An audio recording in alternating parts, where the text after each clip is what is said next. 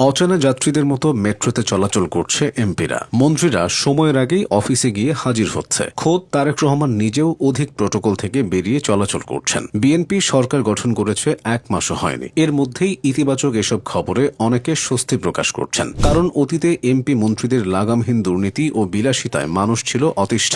সেখানে বর্তমানে ভিন্ন কিছুর আভাস পাওয়া যাচ্ছে। সম্প্রতি সাধারণ মানুষের মতোই মেট্রো রেলে দাঁড়িয়ে গন্তব্যে ফিরছিলেন কক্সবাজার 2 তথা মহেশখালী কুতুবদিয়া আসনের সংসদ সদস্য আলমগীর মোহাম্মদ মাহফুজুল্লাহ ফরিদ। তবে যাত্রাপথে হঠাৎ অসুস্থতা বোধ করলে যাত্রীরা তাকে সিটে বসার ব্যবস্থা করে দেন। অবশ্য যাত্রীরা এই কাজ করেছিলেন তার পরিচয় না জেনেই। 9 মার্চ রাত 8টার দিকে সচিবালয় স্টেশন থেকে উত্তরার উদ্দেশ্যে ছেড়ে যাওয়া একটি মেট্রো রেলে এই ঘটনা ঘটে। বিষয়টি নিয়ে আশিকুল আলম সাইমুম নামের এক ব্যক্তি ফেসবুকে একটি স্ট্যাটাস দেন। এরপর অল্প সময়ের মধ্যেই সেটি দ্রুত ছড়িয়ে পড়ে এবং সবাই নিশ্চিত হয় তিনি একজন সংসদ সদস্য। সম্প্রতি নারায়ণগঞ্জের সিদ্ধিরগঞ্জে আকস্মিক ভূমি অফিস পরিদর্শনে যান ভূমি প্রতিমন্ত্রী ব্যারিস্টার কায়সার কামাল। অফিস নির্ধারিত সময়ে ভূমি অফিসের কার্যালয় তালাবদ্ধ অবস্থায় দেখতে পান তিনি। এ সময় কোনো কর্মকর্তা কর্মচারী কর্মস্থলে হাজির হয়নি। প্রায় 30 মিনিট অপেক্ষার পর এক ব্যক্তি এসে কার্যালয়ের তালা খুললে প্রতিমন্ত্রী ভেতরে প্রবেশ করেন, কিন্তু তখনও সংশ্লিষ্ট কর্মকর্তারা উপস্থিত হননি। এ সময় প্রতিমন্ত্রী একজন সেবা প্রত্যাশীর সাথে কথা বলেন।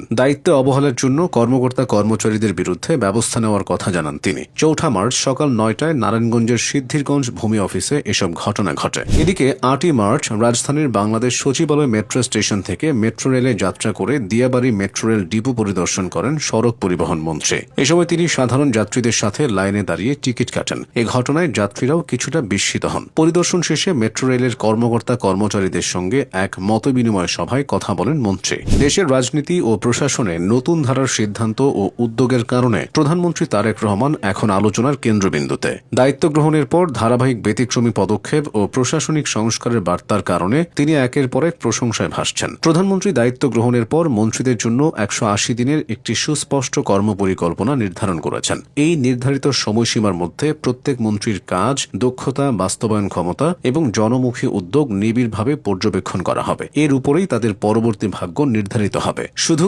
অন্যদের উপর কাজের বোঝা চাপিয়ে দিয়ে নয়, তারেক রহমান নিজেই আগে বাড়তি দায়িত্ব নিয়েছেন। ত্রয়োদশ জাতীয় সংসদ নির্বাচনে জয়লাভের পর গত 17 ফেব্রুয়ারি শপথ নিয়েছে বিএনপি নেতৃত্বাধীন সরকার। শপথের পর বিএনপির কোনো সংসদ সদস্য ডিউটি ফ্রি তথা শুল্কমুক্ত গাড়ি বা প্লট নেবেন না মর্মে সিদ্ধান্ত নেওয়া হয়। পরবর্তীতে অতিরিক্ত সব প্রোটোকল ছেড়ে ফেলা এবং সরকারি বিভিন্ন সুযোগ না নেওয়ার সিদ্ধান্ত নিয়েছেন প্রধানমন্ত্রীও। সিদ্ধান্ত অনুযায়ী সরকারি গাড়ি নয়, ব্যক্তিগত গাড়িতেই চলাফেরা করবেন তারেক রহমান। প্রধানমন্ত্রীর অতিরিক্ত প্রেস সচিব আতিকুর রহমান রুমন জানিয়েছিলেন, প্রধানমন্ত্রী নিজের গাড়ি, নিজের চালক ও নিজের ক্রয় করা জ্বালানি ব্যবহার করবেন। তিনি প্রধানমন্ত্রীর সরকারি গাড়ি ব্যবহার করছেন না। এছাড়া প্রধানমন্ত্রী নিজ বহরে থাকা 13-14টি গাড়ির সংখ্যা কমিয়ে মাত্র 4টি করেছেন। মন্ত্রিসভার বৈঠকও বেশিরভাগ সময় সচিবালয়ে অনুষ্ঠিত হবে, কারণ প্রধানমন্ত্রীর কার্যালয়ে মন্ত্রিসভার বৈঠক হলে মন্ত্রীদের সচিবালয় থেকে আসতে একটা জট সৃষ্টি হয়। ভিআইপি চলাচলে সাধারণ মানুষ ভোগান্তির মুখে পড়ে। সেসব কথা বিবেচনা করে নেওয়া হয়েছে এই সিদ্ধান্ত। প্রধানমন্ত্রী চলাচলের সময় সড়কের দুই পাশে নিরাপত্তার জন্য